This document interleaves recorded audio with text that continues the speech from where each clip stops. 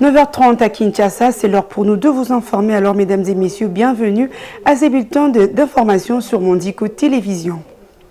Le ministre des Ressources hydrauliques et électricité, Teddy Luamba Mouba, a signé un mémorandum d'attente avec le groupe chinois China Molybdenum Company Limited ce mercredi 4 septembre 2024 dans les locaux de l'ambassade de la République démocratique du Congo à Beijing en Chine.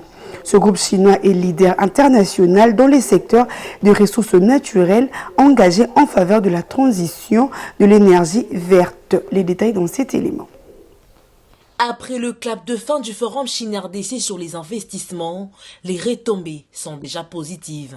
Ce mercredi 4 septembre 2024, la RDC, à travers son ministre des Ressources hydrauliques et électricité, le professeur Luamba Mouba Teddy, a signé un mémorandum d'entente avec le groupe chinois CMOC pour établir un partenariat d'accompagnement avec le leader international dans le secteur des ressources naturelles engagé en faveur de la transition énergétique. Le ministre congolais confirme que ce futur partenariat permettra non seulement d'accroître la puissance de l'énergie électrique desservie aux populations, mais l'activité minière en bénéficiera aussi pour garantir une constance dans la fourniture en électricité. Il s'agit de lancer un partenariat avec un groupe chinois, CMOC, qui va permettre à construire des centrales photovoltaïques, des parcs solaires à côté de toutes nos centrales hydroélectriques. Les parcs photovoltaïques sont très faciles et assez rapides à pouvoir implémenter. Nous avons un target maximum de 24 mois et un minima de 18 mois, 600 MW supplémentaires sur le réseau congolais. Ça sera une augmentation substantielle sur notre économie et une certaine stabilité dans la fourniture d'électricité. Le CIMOC est prêt à apporter sa contribution nécessaire à l'essor de l'économie congolaise et aussi à la transition énergétique de la RDC. Aujourd'hui, c'est un grand honneur pour moi de pouvoir représenter le groupe CFC, qui est actionnaire majoritaire du groupe CMOC, pour pouvoir signer ces protocoles d'accord. Grâce aux capacités financières de CFC, on va introduire les technologies les plus avancées de CATL, CRDL, qui est le plus avancé du monde, pour bien développer notre projet. Ceci est une matérialisation de la volonté du président de la République, Félix-Antoine Tshisekedi Tshilombo, pour développer et diversifier l'industrialisation du pays. Et en justice, le procès sur l'affaire coup d'État déjoué tend vers sa fin. Le tribunal militaire de garnison de la Gombe, siégeant en audience foraine à la prison militaire de Ndolo, a bouclé avec l'instruction et a pris l'affaire en délibéré. Il rendra son verdict le vendredi 13 septembre 2024. Suivez. Les avocats de la défense doivent ainsi déposer leur note écrite de leur plaidoyer au greffe au plus tard le vendredi 6 septembre 2024 afin de leur permettre de mieux motiver leur décision. Dans leurs derniers mots, tous les prévenus ont de leur côté plaidé non coupables et attendent du tribunal militaire de leurs acquittements. Ils sont poursuivis pour association de malfaiteurs, attentats, terrorisme, meurtre et tentative d'assassinat. Pour rappel, ce fait se sont déroulés le dimanche 19 mai dernier. Des hommes armés ont attaqué la résidence du Vital Kamerhe, président de la chambre basse du Parlement. Ils y ont tué 2 policiers de sa garde. Après, la quarantaine d'assaillants a pris pendant quelques minutes le contrôle du palais de la Nation. L'un des bureaux du travail du chef de l'État a descendu le drapeau national et a hissé le drapeau de l'ex-Zaïre du maréchal Mobutu avant d'être délogé par les éléments de la garde républicaine. Christian Malanga, chef des assaillants, avait été tué de l'assaut de la garde présidentielle. Toujours en justice, Kinshasa, 4 septembre 2024, le ministre d'État, ministre de la Justice et garde de Sceaux, Constant Moutamba, a informé ce jour à travers un communiqué que son bureau ainsi que l'antichambre ont été victimes d'un empoisonnement. Cette découverte a été faite par la police scientifique suite à des analyses approfondies après la diffusion du communiqué numéro 31 de son cabinet daté du 2 septembre 2024. Suivez.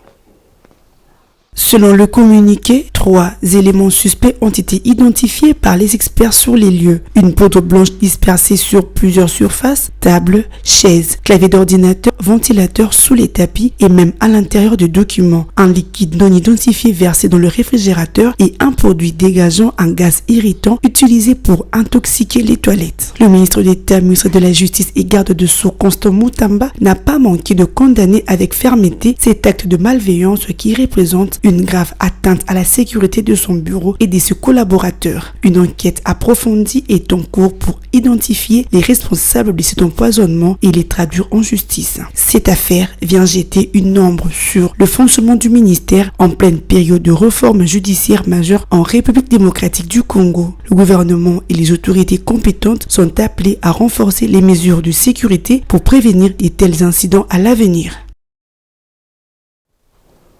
Et en santé, pour clore ce bulletin, la rentrée scolaire s'effectue alors que la RDC fait face à l'épidémie de Mpox.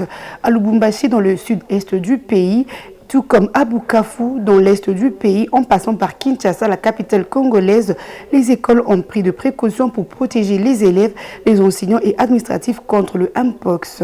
Certaines écoles ont prévu de points de lavage des mains avec savon pour éviter la propagation de cette maladie dans les milieux scolaires. Le détail dans cet élément. Lave-mains remplis d'eau et savon disposés à l'entrée ou dans la cour de l'école, c'est le point indiqué dans les écoles où les élèves et enseignants défilent pour laver les mains avant d'aller en classe. Ce lavage des mains est obligatoire pour lutter contre la propagation de Mpox dans les milieux scolaires. Dans la ville de Lubumbashi, au sud-est du pays, aucun cas de Mpox n'a été confirmé par les autorités sanitaires à ce jour. Mais c'est par précaution que les écoles de la ville cuprifère ont prévu ce dispositif. À l'école de Lubumbashi, le directeur de l'école a expliqué aux élèves la gravité de l'épidémie de Mpox et les mesures préventives, dont le lavage des mains pour prévenir la propagation de cette maladie dans son école. Il a privilégié la sensibilisation des élèves pour éveiller leur conscience concernant cette maladie. Si en anglais ça s'appelle monkeypox, en français ça signifie la variole du singe. À un premier niveau d'abord, ce que nous avons fait, parce que nous nous sommes dit, faisons-nous l'obligation d'en parler d'une manière officielle à ces enfants qui viennent de reprendre les activités scolaires pour qu'ils ne puissent pas prendre ça à la légère. Contrairement à la ville de Lubumbashi, la ville de Kinshasa, à l'ouest de la République démocratique du Congo, est touchée par le Mpox. La capitale congolaise a déjà enregistré à ce jour 201 cas, dont 49 cas confirmés et 3 cas de décès. La rentrée scolaire a été effective malgré cette épidémie. Les mesures préventives prises par les écoles ont rassuré les parents qui ont accepté d'envoyer leurs enfants à l'école. Le président du comité des parents de l'Institut de la Gombe est totalement satisfait des dispositions prises par l'école afin de protéger les élèves et enseignants contre l'épidémie de Mpox. Il y a même des lavages à main à l'entrée, même dans les entrées de chaque salle, chaque entrée d'une salle, il y en a. Les lavages à main, il y a des gels, il y a aussi des papiers mouchoirs pour la propreté de nos enfants.